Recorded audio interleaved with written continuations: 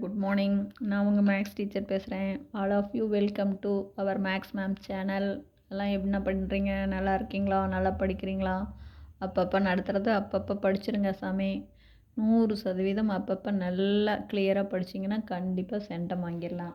சரி, இன்றைக்கி பார்க்க போகிறது நம்ம 12th 4th சாப்டர் இன்வர்ஸ் டிக்னாமெட்ரி. அதில் எக்ஸாம்பிள் 4.7 தான் பார்க்க போகிறோம். எக்ஸாம்பிள் 4.7 பாருங்கள். find the domain of நம்ம கணக்கு பாருங்க. find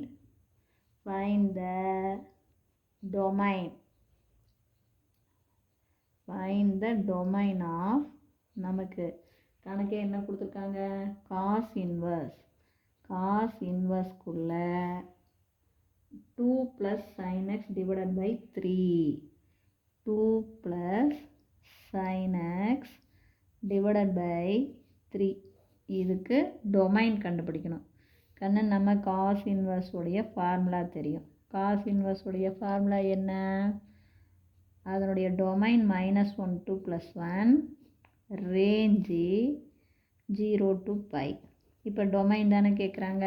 அப்போ இது இந்த 2 plus sin x divided by 3 எதுக்கும் இடையில இருக்கணும்? -1க்கும் +1க்கும் இடையில இருக்கணும். அப்போ -1 less than or equal to 2 plus sin x divided by 3 less than or equal to +1. பாரு, இதுக்கு ஒரு மார்க்கை கண்டிப்பாக கொடுத்துருவாங்க.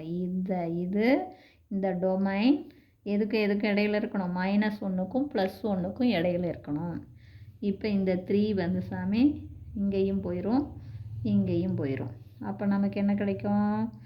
-3 less than or equal to 2 plus sin x less than or equal to +3. இப்போ புரியுதா சாமி? அப்புறம் அடுத்து பார்க்க போகிறது நமக்கு என்ன? இப்போ -3 less than or equal to 2 plus sin x +3 வந்துடும். இப்போ +2 இந்த சைடும் போகும், அந்த சைடும் போகும். அப்போ நமக்கு -3 -2 less than or equal to sin x less than or equal to 3 -2. அப்போ therefore நமக்கு இங்கே பார்த்தீங்கன்னா என்ன கிடைக்கும்? -5 less than or equal to sin x less than or equal to 1.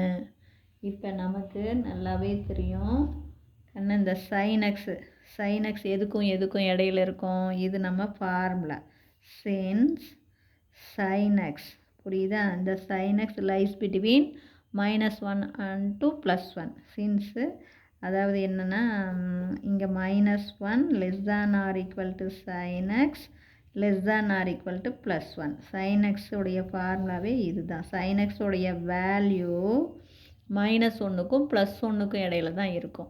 அப்போ இதை நம்ம ரெடியூஸ் பண்ணலாம். அப்போ ரெடியூஸ் எதுலேருந்து? -5லேருந்து வேண்டாம், எதுலேருந்து எடுத்துக்கலாம்? -1லேருந்து. அப்போ -1 less than or equal to sin x less than or equal to +1. இப்போ பார்த்தீங்கன்னா சைன் இந்தாண்ட வந்தால் சைன் இன்வர்ஸ். அப்போ therefore நமக்கு sin inverse of -1 less than or equal to x, அதே மாதிரி சைன் இந்தாண்ட போச்சுன்னா சைன் இன்வர்ஸ் ஆஃப் +1. புரியுதா தங்கம்? சைன் இந்தாண்ட போச்சுன்னா சைன் இன்வர்ஸ்.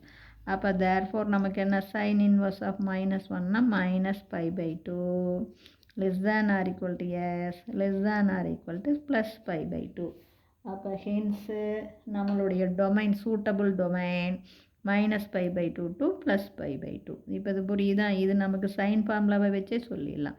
சைன் வந்து -1க்கும் +1க்கும் இடையில இருக்குன்னா அதனுடைய ரேஞ்ச் வந்து எங்கே? -π/2 +π/2 தான். இப்போ சைன் இன்வர்ஸ் இந்தாண்ட வந்தால் பார்த்தீங்கன்னா சைன் இன்வர்ஸ் ஆஃப் -1 அப்படின்னா -π/2, சைன் இன்வர்ஸ் ஆஃப் +1னா +π/2. அப்போ நமக்கு டொமைன் அப்போ என்ன டொமைன் வந்துடும்? -π/2 to +π/2. இப்போ இது புரிஞ்சுதா தங்கம்? இது ரொம்ப முக்கியமான கணக்கு தான்.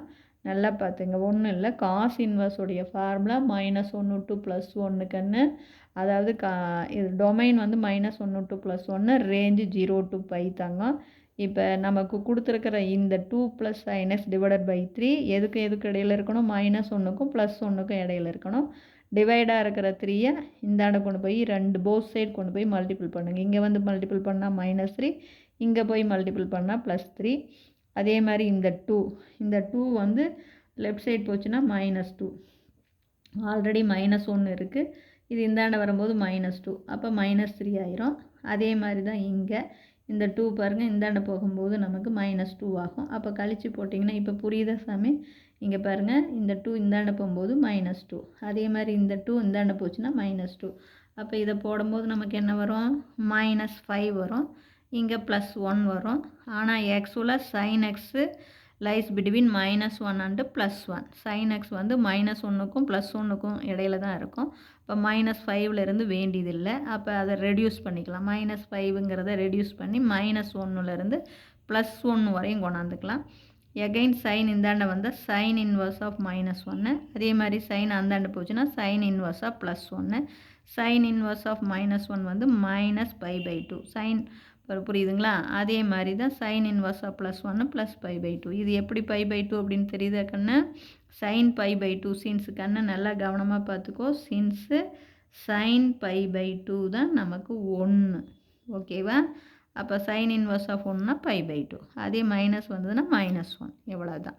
இது ஃபார்முலா உனக்கு தெரியுமில்ல, சைன் 90 டிகிரி. அதனால் இதுதான் நமக்கு சூட்டபிள் டொமைன் -π/2 to +π/2. புரிஞ்சுதா சாமி? தேங்க்யூ.